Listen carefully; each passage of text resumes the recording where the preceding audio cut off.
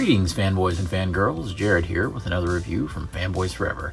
Today I'm bringing you a look at the brand new Power Rangers Lightning Collection, Ecliptor and Astronema. Now, the great thing about this set is, of course, this is the first and only way so far that we can own a Ecliptor, and of course we've been very excited about getting him since he has such a great presence in Power Rangers in space. But it's also the second way that we can own Astronema. Now, this isn't like the previous release, and we'll get into that later with comparisons. This is one of the many variations of Astronema's look throughout the show. We have the cool comic book-esque artwork on both sides here, and of course we have kind of a convergence of colors for each of the characters. On the back, we have some cool looking renders, and the finished products match them nicely. Here is the barcode. It's worth noting that I got mine on Amazon.com, where I paid around $50. With that out of the way, let's go ahead and crack it open. Now, these really look great out of the packaging, and I have to say I'm really excited about both of these guys. Let's go ahead and start with the figure that we had already received a previous version of, Astronema. Astronema, who is second in command of the United Alliance of Evil, next to Dark Spectre, of course, a character I hope we get sooner rather than later, has always been a fan favorite villain in the Power Rangers universe. And this is a kind of a look that we saw her in for a lot of the show, where she was rocking the pink hair, and she has all of this crazy silver ornamentation kind of hanging down, and the hair is flexible enough to where you can still see some of that detail there. She's also kind of wearing this bracer over her forehead, and of course there's more to this character than meets the eye, but if you've not watched Power Rangers in space, I definitely suggest you try it out. It's definitely one of the fan favorite seasons for sure. As you can also see, she is rocking her crazy outfit with all kind of the metal chainmail going, and the breastplate, and just the regular black jumpsuit. She also has her crazy cyber Batman cuffs here, looking cool. They even have her wild necklace right here with kind of the gold pendant, and it's a weird look. It's almost like a, I don't know, like sci-fi speed metal. So it's definitely unique for this series. And of course, we'll be doing a comparison between the two versions. Over here is the version we had previously received. This one came with a red In-Space Ranger. And you can see it is a dramatically different look. You have more armor and things like that. But there's some really interesting comparisons to be made here. For instance, the face sculpts are, from what I can tell, completely different. Even though they represent the same person, you can see that there's just not much tying them together. Everything from the hair being a completely different piece to the facial expressions being different. I don't think there's any commonality between them, which is great because it just means it's so much more of a varied product. What is interesting, though, is some things on the body sculpt itself. In particular, you can see that the same necklace is over here on the original version, but we have this new version with the same necklace. However, this time it's its own sculpted piece versus this time being incorporated into the breastplate. So you can definitely tell, same piece, but they're accomplishing it in a very different way. Also, something that's really interesting is on this original version, this was kind of a tamper-graphic detail with the chainmail piece, and it worked okay, but you know, it was definitely a cheat to avoid having to do some new tooling, new sculpting. Here, that same thing, and it's the same detail, but you know, this is just covering it up here, is actually sculpted on, which is a big upgrade, and certainly looks a lot better. And I love the little details of all the little scales there. So it's very interesting to see them do kind of two different versions of the same thing. And I'm glad that they took the opportunity to innovate and improve rather than just keep it all the same. Also, interestingly, we have the two cuffs here, and in a slight downgrade, this one doesn't have any kind of gray wash, but this one does have kind of a wash there right in the middle. And so that's just one tiny little difference.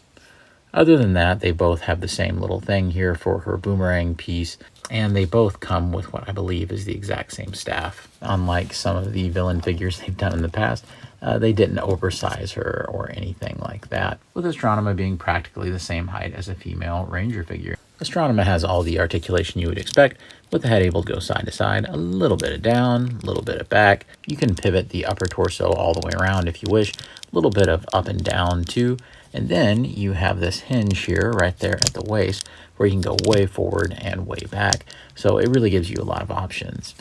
There is no waist swivel because of that upper rotation, which will just do the same thing. Up here at the arm, you can see that there is a hinge, and it is very flexible. And then you can bring the arm all the way around. There is a rotation at the elbow, and then you can get a 90-degree hinge right there since it's just single jointed. There's also a hinge at the wrist. They're slightly stuck, but you can free them up pretty easily. They go all the way around. She can also bring her leg all the way up for some great ninja kicks. She can do these splits just about as well as you please. You can also see that you've got a thigh swivel right there. There is a double jointed knee, which is very effective. And going on down, you have an ankle rotation and plenty of pivot with a great deep hinge. So you're able to get her into some very, very elaborate poses. And after just a few seconds of working with the figure, you can easily get her to stand in just about any pose you throw at her. As for accessories, as I mentioned earlier, she does include her staff, and she does include, of course, a lightning effect. I have a bag full of these. I don't use them very often in my display, but I'm sure you can do some cool things with them. And she comes with 2 fist hands right here. So I always think that the pegs are a little too long on these, so it makes me a little nervous to switch them back and forth, but I've not actually had any breakage, and I own dozens and dozens of Lightning Collection figures, so not bad. Overall, I think Astronema is a really cool figure. Admittedly, I was never as big a fan of this look for Astronema in the show as I was for the armored look with the blue hair. But I do think that maybe this figure comes off a little bit better than that one.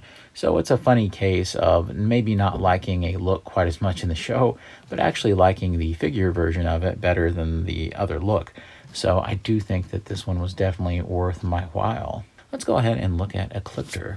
I don't think it's unfair to say that most people are probably buying the set for Ecliptor here. And it's understandable since we already had a previous way to own Astronema. I do think that overall, it's very obvious to see that this sculpting is ridiculously strong.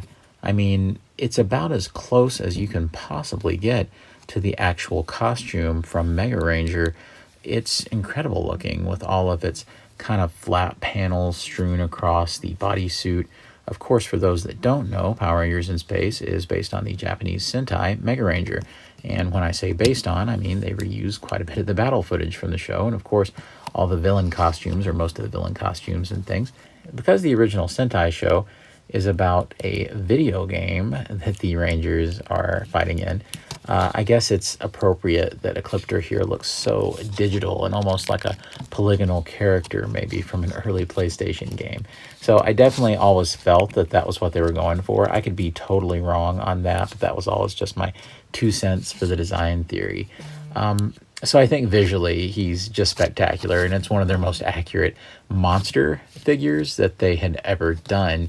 I think sometimes they are given to a little bit of exaggeration when it comes to some of the proportions on some of the monsters and things, but I think this one is very, very true to the costume we see in the show, going even as far as to have, you can see like the fabric folds and things all around to show that, hey, this is a suit.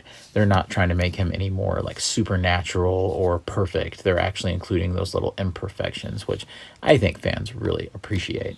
Not only that, but the deco hits on the figure are remarkably straight, considering what kind of character this is. It's all about this kind of precise line work going all around the figure. Even little details are all very well replicated. Sure, you could focus in on little things like maybe a little bit of imperfection on that green right there, but I just don't think they're worth focusing on when there's so many good things to write home about. Even on the back, you get so many of those little traced green line details. It just ends up looking completely striking on the body of the figure. It's to the point to where the folks who don't know anything about Mega Ranger or Power Rangers in Space would probably have to stop and stare at the guy were they to see him on a shelf. I do think that he's that eye-catching, and definitely something that I could see folks integrating into things like a Fortnite display even. He's just so cool. But it doesn't just stop at the figure itself. His sword is also incredible, with a really nice tampographic detail that keeps all of the line work beautifully represented from the show, and they go to the trouble of doing it on the other side as well, and these wonderful paint heads. So, of course, we had seen previously in the line that it appeared that when it came to weapons anyway, Bandai of America had been doing a better job on painting them. but I do feel like Hasbro is trying to improve their weapons game quite a bit, and I definitely think this is a sign of that. I think it looks quite nice. Of course, we know that obsessed fans will always want to take their Gundam markers and add those extra little details, and I think that's fine, but there's plenty enough here for my tastes. Aside from just the beautiful accuracy of the figure, you'll find that it's also surprisingly functional.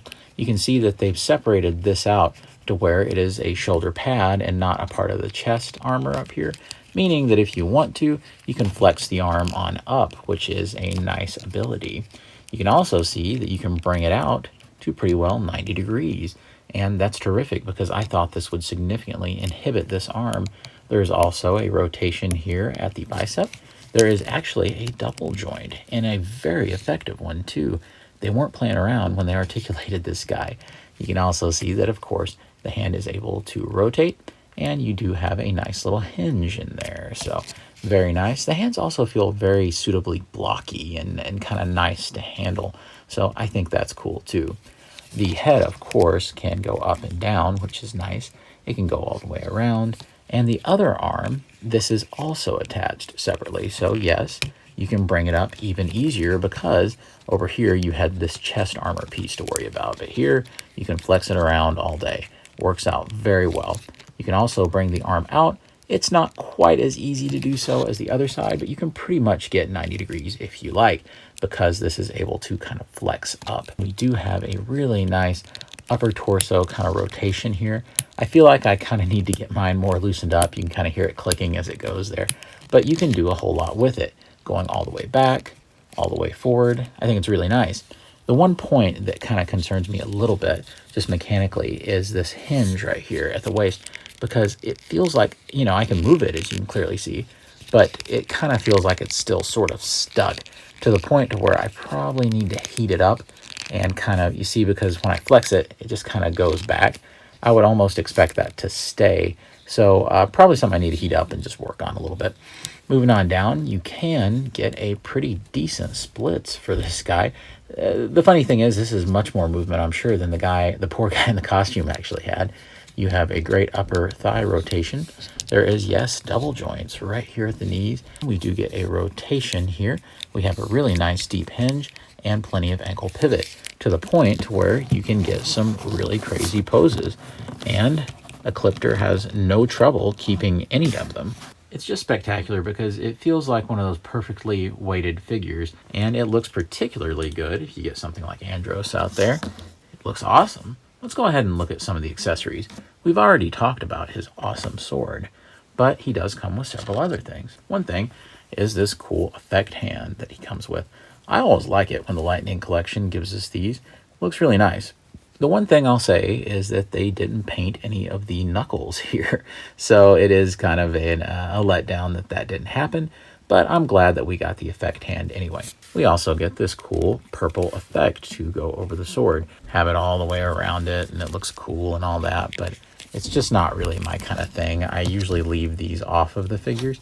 I mean, they're nice, but for me, I probably will just do without it. And lastly, you have probably the largest kind of lightning special effect I have seen them do. I would call it more of a lasso of an effect. You can kind of, if you want to, kind of have it strewn around his chest armor. So it seems well sized for Ecliptor in particular. So I think that's interesting, and it's a really cool addition that they have.